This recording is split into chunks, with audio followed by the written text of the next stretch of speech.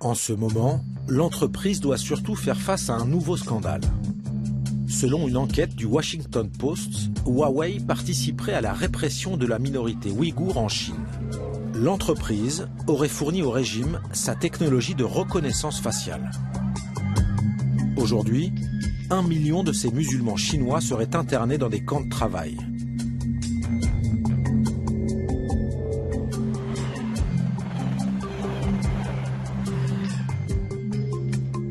En France, un homme fait campagne pour défendre les Ouïghours.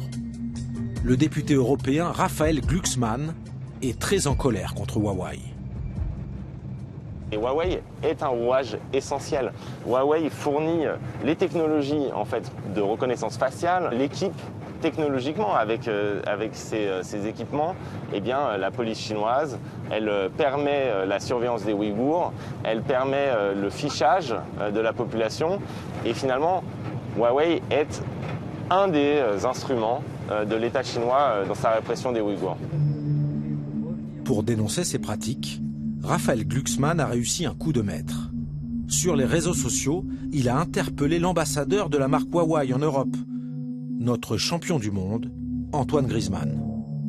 Une interpellation extrêmement polie où on dit Antoine Griezmann, puisque c'est leur figure de proue, voilà ce que fait Huawei et on compte sur vous pour arrêter d'en faire la pub. Et très vite, en fait, on a eu une réponse du frère d'Antoine Griezmann qui nous disait vous inquiétez pas, on s'en occupe.